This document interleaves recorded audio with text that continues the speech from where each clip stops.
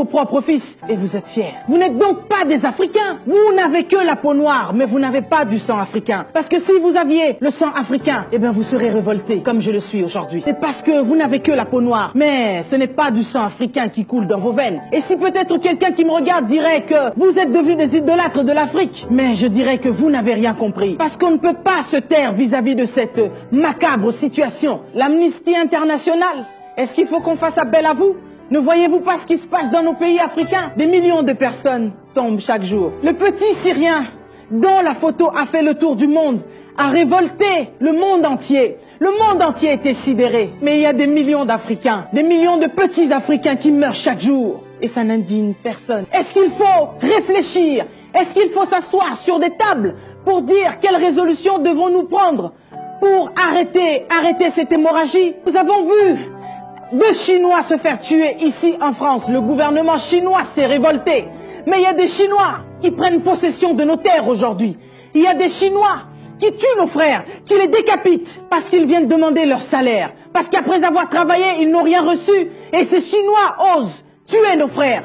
Et je ne vois pas de chef d'État s'indigner contre cette situation. En Inde, on tue nos frères. Mais je ne vois aucun président s'indigner. Personne ne réagit vis-à-vis de cette situation macabre. C'est un crime contre l'humanité, là. Mais est-ce que vous entendez ce que l'on dit? Est-ce que vous entendez notre cri d'alarme?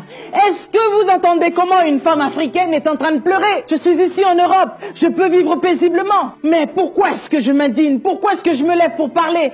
Parce que j'estime que ça ne se fait pas, ce qui se passe là. Nos parents, pendant plus de 20 ans, ont pris le soin d'aider leur famille de l'autre côté en envoyant de l'argent chaque mois. Nous avons enrichi Western Union, nous avons enrichi MoneyGram en envoyant chaque mois de l'argent pour ceux qui sont restés de l'autre côté.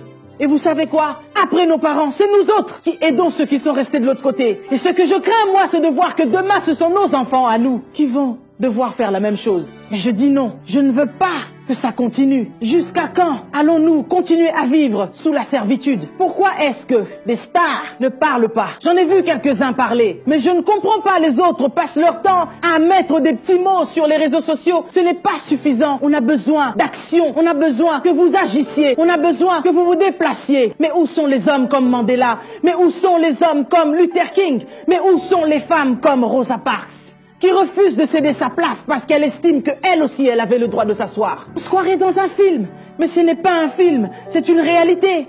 Voilà ce qu'on nous fait en Algérie, voilà comment est-ce qu'on nous maltraite au Maroc. J'ai reçu quelqu'un sur mon plateau qui disait qu'il fallait partir ou mourir. Et s'il fallait mourir, plutôt mourir dans la mer que mourir en Côte d'Ivoire. On arrive ou on meurt, c'était la devise. Et ça reste toujours la devise. Si moi j'ai besoin de boire tout de suite, ce qui est aberrant, en fait, ce qui est aberrant, ce qui est normal dans cette période-là, c'est que c'est le pipi, l'urine, qui devient l'eau. Et tu peux demander pardon à ton voisin, tu peux demander pardon à ta voisine. Pisse, excusez-moi des termes, hein, pisse, pour que je boive. Vous vous rendez compte que tous ceux qui sont en train de partent avec une seule et unique chose dans la tête, c'est partir. S'il faut mourir, je préfère mourir de l'autre côté plutôt que mourir dans mon propre pays. Ils ont perdu l'amour de leur patrie. Ils ont perdu l'amour de leur continent. Je refuse de croire que l'Afrique ne peut pas changer. Je refuse de croire que l'homme noir ne peut pas se lever. Et d'un commun accord, nous pouvons faire des grandes choses. C'est l'unité qui nous manque. L'amour envers les uns et les autres. Aujourd'hui, lorsque quelqu'un se lève et parle, les autres se lèvent aussi pour dire « Mais tu es chrétien, pourquoi tu ne parles pas de Jésus? Mais tu ne fais que parler de l'Afrique. » Oui, je parle de Jésus. Mais vous savez quoi? Même dans la Bible, j'ai vu des gens servir Dieu Tout-Puissant, mais réagir lorsque leur pays, leur patrie était condamnée. J'ai vu David se lever pour combattre Goliath parce qu'il menaçait sa population. J'ai vu Moïse se lever parce que ses frères étaient menacés. Mais où sont nos hommes de Dieu aujourd'hui? Ils préfèrent s'éclipser. Vous vous éclipsez. Vous avez des intérêts quelque part. Et tous ces hommes qui tombent, ça ne vous dit rien. Mais tous ces hommes et ces femmes qui viennent prier dans vos églises, ce sont leurs frères et leurs sœurs qui tombent de l'autre côté. J'ai vu un homme de Dieu, Nathan, dans 2 Samuel 12, 7, qui dit au roi David, qui était un roi, Ainsi parle l'Éternel. Cet homme-là, c'est toi. Vous connaissez cette histoire? Pourquoi est-ce que cet homme est venu parler ainsi à un roi?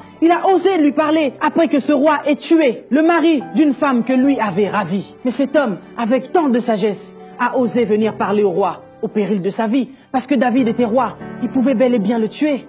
Mais au nom de son Dieu, il a accepté de parler parce qu'il estimait qu'il fallait qu'il parle. Mais vous autres, vous acceptez de vous taire. Mais où sont donc les Nathans d'aujourd'hui? Où sont ces hommes et ces femmes qui acceptent de se lever au péril de leur vie? Et je dirais donc aujourd'hui, vaut mieux mourir libre d'esprit que être libre mais esclave. Et vous autres, bas dignitaires, dernières dames, vous vous faites tellement mater que l'on vous prend pour des tapettes. Vous êtes des chevaliers sans tête. Voilà pourquoi l'Afrique a tant de dettes. Nous sommes en deuil et vous, vous êtes en fête. Quelle perte de vous avoir au sommet de nos têtes. Alors dites-nous, vous êtes des chefs d'État ou des bêtes d'État? Vous ne voulez pas vous lever? Eh bien, sachez-le qu'avec vous ou sans vous, notre Rédempteur, notre Dieu, se lèvera le dernier. Que Dieu bénisse l'Afrique, mais vous autres, que Dieu vous punisse.